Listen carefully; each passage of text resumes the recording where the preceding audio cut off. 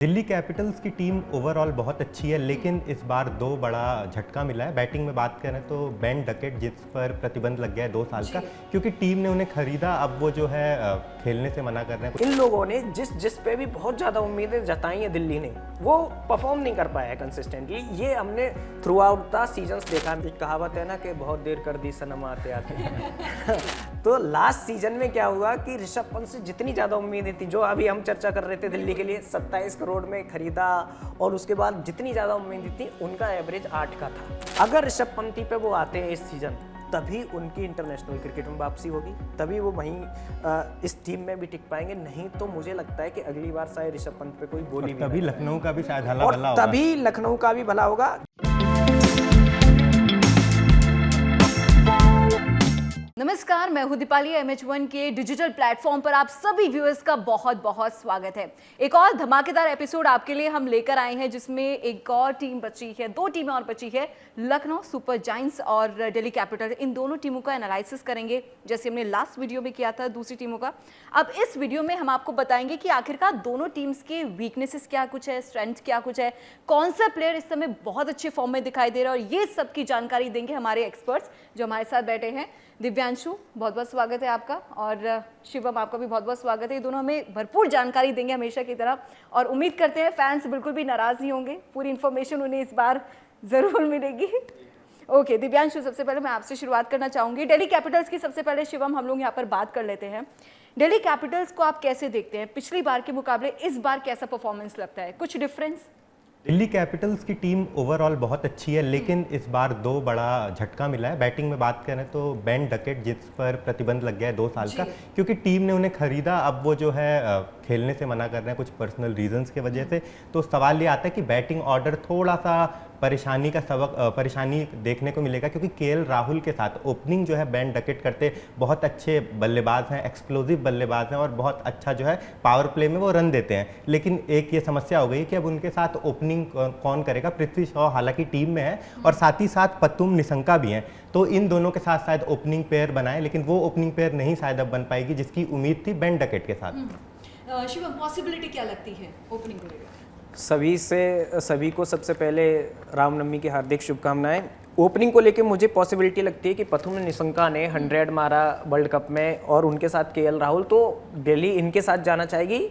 और मैं साथ में देखना चाहूँगा पृथ्वी शॉ कैसे कमबैक करते हैं। पृथ्वी शॉ जब इंटरनेशनल क्रिकेट में उनका पदार्पण हुआ, उससे पहले भारत को उन्होंने वर्ल्ड कप जिताया है ना, अंडर 19। तो पृथ्वी शॉ आप ऐसे समझ लीजिए दीपाली जी कि उनको ऐसे बोला जाता था कि ही इज़ अपकमिंग सचिन, और वहाँ से उनका डाउनफॉल शुरू हुआ। एक जगह बार में लड़ाई झगड़े का वीडियो सामने आया, ये सारी चीज़ें हुई। तो मतलब वो एक तरीके से ये बोला जाता है कि वो अपनी पॉपुलैरिटी, अपना जो चीज़ें थी वो संभाल नहीं पाए, स्टारडम नहीं संभाल पाए। एक मतलब अभी 2 साल पहले टीम में वापस आए करुण नायर, लेकिन करुण नायर परफॉर्म नहीं कर पाए। करुण नायर ने एक समय इंडिया के लिए ट्रिपल सेंचुरी बनाई है। करुण नायर ने हताश होकर एक बार ट्वीट कर दिया था कि डियर क्रिकेट गिव मी ए वन मोर चांस, है ना। तो लास्ट ईयर चांस मिला और ठीक ठाक परफॉर्मेंस उनका रहा। तो करुण नायर को 50 लाख में रिटेन किया है दिल्ली ने। वो मिडिल ऑर्डर में अच्छा उनको स्ट्रेंथ प्रोवाइड करते हैं। उनके नीचे आएंगे ट्रिस्टन स्टब्स, इनको 10 करोड़ में रिटेन किया है। ट्रिस्टन स्टब्स ऐसे बल्लेबाज हैं कि आप उन्हें किसी भी सिचुएशन में उतार दीजिए, वो अच्छा हैंडल करके खेलते हैं। उनके नीचे आएंगे नीतीश राणा। अब नीतीश राणा ऐसा बल्लेबाज है कि उसको राजस्थान से ट्रेड किया है दिल्ली ने। वो कैप्टन भी रहे राजस्थान के भी और कोलकाता के भी, उससे पहले मुंबई में भी खेले। नीतीश राणा में मेरी नज़र में जो अभी इंडिया के लिए लेफ्ट हैंडर जितने भी बैट्समैन हैं, चाहे वो रिंकू सिंह हो, चाहे हमारे ओपनिंग में हो, Nitish Rana one of the कमाल के फिनिशर हैं। वो बहुत लंबे लंबे छक्के मारते हैं, और उनके साथ नीचे सपोर्ट करने के लिए अभिषेक पुरेल और समीर रिजवी भी। अब ये तो बैटिंग स्ट्रेंथ है। और बेन डकेट की बात मैं इसलिए नहीं करना चाहूँगा कि जो अभी IPL का नया नियम आया है दीपाली जी, कि जो भी प्लेयर एक बार ऑक्शन में जाने के बाद अपना नाम वापस लेगा, उसे 2 साल के लिए बैन कर दिया जाएगा। और ये सही भी है कि फ्रेंचाइजी आपसे उम्मीदें कर रही है, आपको लेके अपना उसी बैटिंग हिसाब ऑर्डर से स्ट्रेटजी हाँ, बना रही है, स्ट्रेटजी फेल हो जाती है कहीं ना कहीं। हाँ आपको अपॉर्चुनिटी दे रही है, आपको पैसे दे रहे हैं, और उसके बाद आप नाम वापस ले लेते हो, नहीं जी हम नहीं खेलेंगे, नहीं खेलोगे तो 2 साल के लिए बैन आपको कर दिया जाएगा। और ये एक मैसेज भी है इंटरनेशनल क्रिकेटर्स को भी कि ऐसा नहीं है कि आप अपनी मनमर्जी चलाएंगे। अब हम नीचे बैटिंग ऑर्डर में बात करें, कैप्टन है अक्षर पटेल जिन्हें 16.5 करोड़ में रिटेन किया है। आशुतोष शर्मा घरेलू क्रिकेटर है लेकिन कमाल की हिटिंग करते हैं, खासकर मैंने देखा था ये बुमराह के खिलाफ कैसा परफॉर्म करेगा, और उन्होंने छक्के मारे है ना। बुमराह को 6 हिटिंग एबिलिटी में लाना बहुत बड़ी बात, इंटरनेशनल क्रिकेटर नहीं कर पाते भाई, मतलब ये तो फिर भी घरेलू लड़का है। आकिब नबी है, पहली बार रणजी ट्रॉफी जीता जम्मू कश्मीर। आकिब नबी ने बहुत कमाल का परफॉर्म किया, बल्ले से भी, गेंदबाजी से, खासकर गेंदबाजी से उन्होंने बहुत अच्छा परफॉर्म किया, वो भी इनके पास है। विपराज निगम नहीं है, लेकिन उनसे पहले मैं जाना चाहूंगा कुलदीप यादव और मिचेल स्टार्क पे। मिचेल स्टार्क 150 फेंकते हैं, कंसिस्टेंट परफॉर्मर है ऑस्ट्रेलियन टीम के लिए। कुलदीप यादव, लेकिन मिचेल स्टार्क पे ऐड करना चाहूंगा, कुछ परेशानियां हैं, शुरुआत के कुछ मैचेस में नहीं खेलेंगे वो। अगर हम 3 फॉर्मेट प्लेयर में जाएं इस समय, इंडिया टेस्ट, ओडीआई और T20 में, Kuldeep Yadav one of the person है जो बेस्ट बॉलर है इंडिया के, जो तीनों फॉर्मेट में आउटस्टैंडिंग कैसा भी पिच हो, कुलदीप यादव आपको विकेट निकाल के देगा वो बंदा। तो और इतने सारे विकेट्स उन्होंने लिए हैं, तो कुलदीप यादव को 13 करोड़ की एक मोटी रकम में उन्होंने रिटेन किया था। मिचेल स्टार्क, एक और है टी नटराजन, ये बंदा वो है कि लास्ट IPL में हाईएस्ट विकेट टेकर की लिस्ट में था, उसके बावजूद भी इसको T20 टीम में सेलेक्ट नहीं किया गया। टी नटराजन के यॉर्कर्स का कोई तोड़ नहीं है। लोग बुमराह की बात करते हैं, जब वो लेफ्ट हैंडेड इन स्विंगिंग यॉर्कर आता है ना, मैंने रोहित शर्मा को बोल्ड होते देखा है, मैंने उस पर हार्दिक पांड्या को बोल्ड होते देखा है, और डेथ ओवर में वो बहुत कमाल की गेंदबाजी करते हैं, उनको हिट करना उतना आसान नहीं होता है।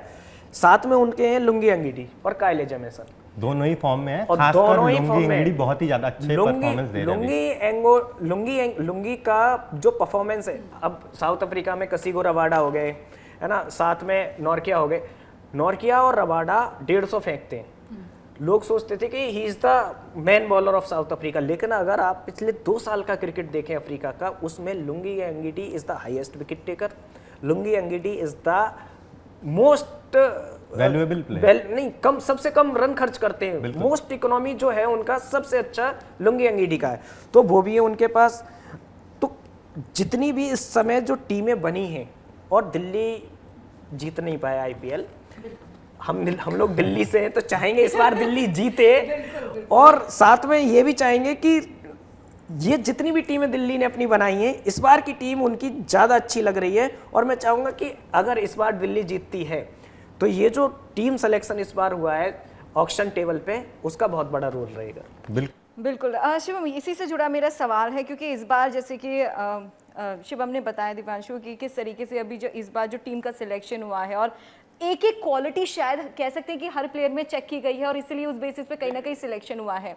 नीतीश राणा की बात कर रहे थे हम लोग, तो क्या लगता है उन्हें एज ए कैप्टन होना चाहिए था जिस हिसाब से उनका अभी तक का एक्सपीरियंस? नहीं, नीतीश राणा को हम कैप्टन के रूप में तो नहीं देख सकते हैं, क्योंकि जिस तरीके से बापू अक्षर पटेल का परफॉर्मेंस रहा है, जिस तरीके से लास्ट ईयर हमने कैप्टनसी देखी, इंडियन टीम के भी वाइस कैप्टन है इस समय, तो उनका कोई तोड़ नहीं है। मुझे लगता है वो बेस्ट कैप्टन है फिलहाल दिल्ली के लिए। अच्छा, दिल्ली के हमने स्ट्रेंथ तो देख लिया, और स्ट्रेंथ बिल्कुल क्लियर एंड कट है, ट्रांसपेरेंट है, बिल्कुल मिरर की तरह। वीकनेसेस भी कुछ ना कुछ होंगी। मुझे लगता है कि मिडिल ऑर्डर थोड़ा सा वीकनेस हम इसलिए कहेंगे क्योंकि फिर वही बात आएगी कि ओवरसीज प्लेयर की, अगर मिडिल ऑर्डर में क्रिस्टन स्टप्स और डेविड मिलर दोनों साथ में खेलते हैं तो ये बहुत ही बेहतरीन मिडिल ऑर्डर होगा, लेकिन ये पॉसिबल नहीं है क्योंकि अगर हम ओपनिंग की बात करें तो मुझे लग रहा है कि KL राहुल के साथ पदुम निसंका ओपनिंग करेंगे, और गेंदबाजी में जो है लुंगी एंगेडी या काइल जेमिसन में से कोई एक खिलाड़ी होगा, तो फिर इन दोनों खिलाड़ी की जगह नहीं बनती है। चमीरा भी है वैसे, हाँ। लेकिन दुष्मंता चमीरा का परफॉर्मेंस वर्ल्ड कप में ठीक नहीं था, तो 4 प्लेयर ही आप एक टीम में फौरन खिला सकते हैं, बट क्योंकि अभी इम्पैक्ट प्लेयर रूल आ गया है, तो मुझे लगता है इम्पैक्ट प्लेयर के तहत चांस मिलेगा। इस टीम की जहां तक हम कमजोरी की बात करते हैं, इस टीम में एक कमजोरी मुझे नजर आती है कि एक तो फील्डिंग स्टैंडर्ड उस लेवल का नहीं है, दूसरा युवराज सिंह हो, इन लोगों ने जिस पे भी बहुत ज्यादा उम्मीदें जताई है दिल्ली ने, वो परफॉर्म नहीं कर पाया है कंसिस्टेंटली। ये हमने थ्रू आउट द सीजन्स देखा, मैं IPL को 2008 से पहले सीजन से अब तक देख रहा हूं।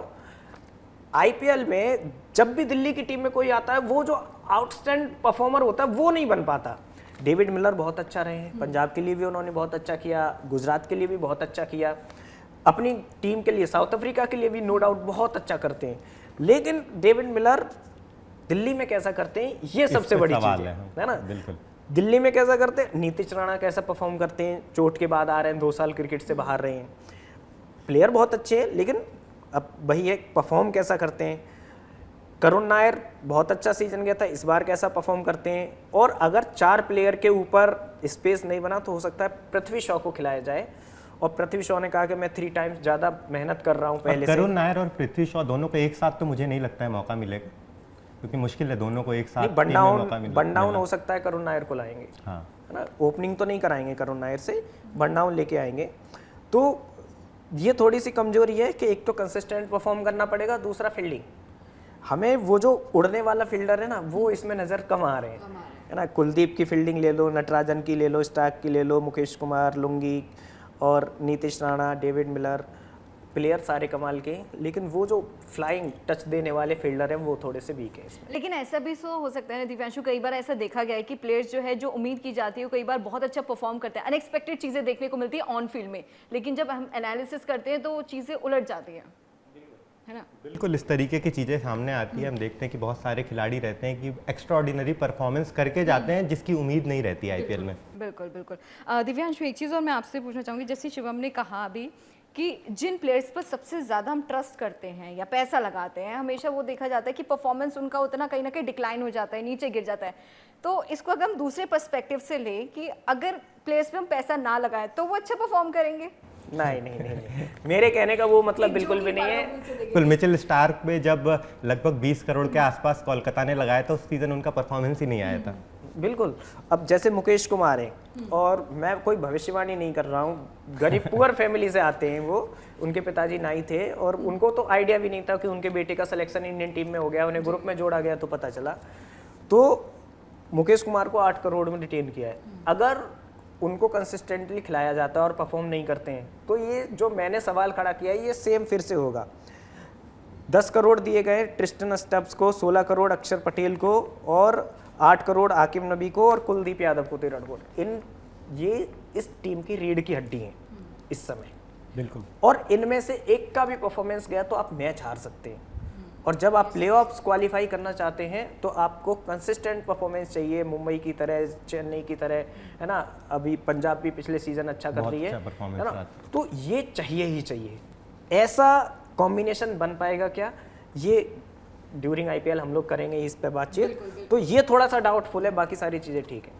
चलो, दिल्ली कैपिटल्स की तो हमने बात की, लेकिन अब लखनऊ सुपर जायंट्स की हम बात कर लेते हैं। क्यों ना, इस टीम का एनालिसिस होना भी बहुत ज़रूरी हो जाता है। दिव्यांशु, मैं आपसे ही शुरू करूंगी। कैसे देखते हैं इस टीम को परफॉर्मेंस के बेसिस पर, स्ट्रेंथ और वीकनेसेस के बेसिस पर as compare to Delhi Capitals? Lucknow की बात करें तो लखनऊ अपने 3 जाइंट्स पे निर्भर है, जो कि है निकोलस पुरन और मिचेल मार्श और एडन मार्करम। क्योंकि लास्ट ईयर देखें तो तीनों ही खिलाड़ियों ने 400 प्लस स्कोर किया था। अगर हम बात करें निकोलस पुरन की 524 लास्ट आईपीएल में, एडन मार्करम 446 और मिचेल मार्श 627। तो इन पर ये जो टीम है बहुत ज़्यादा निर्भर करती है। और अगर हम बात करें ऋषभ पंत, जो कि कैप्टन है, लास्ट ईयर बहुत बेकार परफॉर्मेंस रहा था। लास्ट मैच में उनके बल्ले से हालांकि सेंचुरी भी आई थी। तो इन 4 खिलाड़ियों पे पूरी टीम निर्भर है। अगर ये 3 खिलाड़ी नहीं चलते हैं जो ओवरसीज़, और बहुत बड़ी बात है कि 3 ओवरसीज़ खिलाड़ियों का टीम में एक साथ चलना, तो इनका चलना बहुत ज़रूरी है क्योंकि इन पर ही पूरी टीम निर्भर है।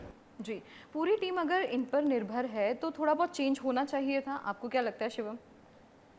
ऋषभ पंत कप्तान है, 27 करोड़ की मोटी रकम देके इनको खरीदा गया था। और एक कहावत है ना कि बहुत देर कर दी सनम आते आते। तो लास्ट सीजन में क्या हुआ कि ऋषभ पंत से जितनी ज़्यादा उम्मीदें थी, जो अभी हम चर्चा कर रहे थे दिल्ली के लिए, 27 करोड़ में खरीदा, और उसके बाद जितनी ज़्यादा उम्मीदें थी उनका एवरेज 8 का था। मतलब पूरे आईपीएल सीजन तक आईपीएल में टेस्ट वाली बल्लेबाजी, आईपीएल में टेस्ट वाली बल्लेबाजी, और दुनिया भर के मीम उन पे बन रहे थे, सब लोग ट्रोल कर रहे थे। इसका असर सिर्फ उन पे नहीं हुआ, इसका असर इस पे भी हुआ कि उनको अपना स्क्वाड गंवाना पड़ा। T20 से उन्हें अपना स्क्वाड गंवाना पड़ा, ओडीआई से स्क्वाड गंवाना पड़ा उन्हें अपना, और सिर्फ टेस्ट में अभी उनकी जगह बची हुई है। मतलब कह सकते हैं कुछ पाने के लिए कुछ खोना पड़ता है। हाँ, ऋषभ पंत भी एक्सीडेंट के बाद कंसिस्टेंट परफॉर्म कर नहीं पाए हैं, और बहुत ही ट्रेजिक इंसिडेंट था उनका। अब लोगों को उम्मीदें हैं कि हमें पुराना वाला ऋषभ पंत चाहिए, वो जो जेमी एंडरसन को रिवर्स स्वीप पे छक्का मारता था, वो हमें एंडरसन चाहिए जो बुमराह को निकल के एक हाथ से सिक्स मारता था, वो हमें ऋषभ पंत चाहिए जो बुमराह को निकल के एक हाथ से सिक्स मारता था। अगर ऋषभ पंत पे वो आते हैं इस सीजन, तभी उनकी इंटरनेशनल क्रिकेट में वापसी होगी, तभी वो वहीं इस टीम में भी टिक पाएंगे। नहीं तो मुझे लगता है कि अगली बार शायद ऋषभ पंत पे कोई बोली भी तभी लखनऊ का भी शायद हला और भला होगा। तभी लखनऊ का भी भला होगा। दिल्ली के कैप्टन रहे हैं आयुष बदोनी, जो प्रेजेंट कैप्टन है, वो लोअर मिडिल ऑर्डर में आते हैं। अब्दुल समद हैं, मुकुल चौधरी। अब ये तीनों ऐसे हैं लोअर मिडिल ऑर्डर में कंसिस्टेंट परफॉर्मर नहीं है। आयुष बदोनी को ले लीजिए आप, अब्दुल समद को ले लीजिए या किसी को। ये टीम सबसे ज्यादा निर्भर है वो है निकोलस पूरन पे। बिल्कुल। पिछले सीजन, उससे पिछले सीजन, लगातार 3 सीजन से निकोलस पूरन जो घुटना टेक के लंबे लंबे छक्के मारते हैं, ये टीम सिर्फ उस पर डिपेंडेंट है। आगे बनिंदु हसरंगा है, शाहबाज अहमद है और प्रिंस यादव है। इस टीम में मुझे 2 लोगों से और उम्मीद है ऋषभ पंत के अलावा। इन्होंने जो नाम लिया मुझे उनसे उम्मीद नहीं है। मेरी चॉइस ये है कि मयंक यादव, मोहम्मद शमी और ऋषभ पंत, ये तीनों कैसा करेंगे। अगर ये तीनों अच्छा किए तो लखनऊ जा रही है प्लेऑफ्स में। अगर ये तीनों अच्छा नहीं किए तो आप गारंटी ले लीजिए लखनऊ नहीं जा सकते। मोहम्मद शमी तो मुझे लगता है बहुत अच्छे खिलाड़ी, अच्छा परफॉर्मेंस करेंगे। और मयंक यादव की बात करें, बहुत अच्छे गेंदबाज हैं, 150 से ज़्यादा फेंकते हैं। और लास्ट में अगर लास्ट सीजन की बात करें तो शायद 2-3 156 उन्होंने फेंकी थी। लास्ट मुकाबले में 2-3 मैचेस ही वो खेल पाए, इंजर्ड हो गए। और दोनों ही मुकाबलों में लगभग 3-4 विकेट लिए थे। लेकिन सबसे बड़ा कंसर्न उनके साथ रहता है इंजरी का। अगर वो इंजर्ड होते हैं तो मुझे लगता है कि फिर वो मुश्किल हो सकता है, क्योंकि हम मिचेल मार्श, एडन मार्करम और निकोलस पूरन, इनकी प्लेइंग 11 में जगह फिक्स है। सिर्फ आप एक ही ओवरसीज खिलाड़ी को ले सकते हैं। तो इसका जो है, इसलिए बॉलिंग में आपको दिक्कत होने वाली है, क्योंकि बॉलिंग में आप जो है इंडियन प्लेयर्स के साथ ही जाएंगे, जिसमें मयंक यादव और मोहम्मद शमी की जगह। एक पॉइंट और ऐड करना चाहूँगा यहाँ पे, सैलरी हाइक की बात कर लेते हैं। मयंक यादव को 50 लाख में लिया गया था और जब इन्हें रिटेन किया, इन्होंने हालांकि सिर्फ 4 मैच खेले। उन 4 मैच के दम पे जब ये इंजरी से उभरे तो इंडियन टीम की इनको जर्सी थमाई गई, क्योंकि 150 फेंकने वाले नहीं है इंटरनेशनल क्रिकेट में गेंदबाज जो कंसिस्टेंट फेंकते हो। उसके बाद फिर इंजर्ड हो गए। लखनऊ ने इनको 11 करोड़ रुपए में रिटेन किया है, 50 लाख से 11 करोड़, तो आप नंबर ऑफ लगा सकते हैं। तो इनसे ऑब्वियसली बहुत उम्मीदें हैं और इंडियन क्रिकेट को भी उम्मीद है। अगर मयंक यादव अच्छा करेंगे तो वो पूरे क्रिकेट के लिए अच्छा है, मेरा मानना है, क्योंकि नहीं है शोएब अख्तर जैसे गेंदबाज। बिल्कुल। और जिस तरीके का उमरान मलिक से उम्मीदें थी, लेकिन वो खरे नहीं उतरे, लेकिन इस बंदे ने परफॉर्म किया है। बिल्कुल, इनसे बहुत सारी जब आरसीबी के खिलाफ लास्ट टाइम मैच था तो इन्होंने मैक्सवेल से लेके उनके बड़े बड़े हिटर्स को, इंक्लूडिंग विराट कोहली को, परेशान करके रखा अपनी स्पीड से।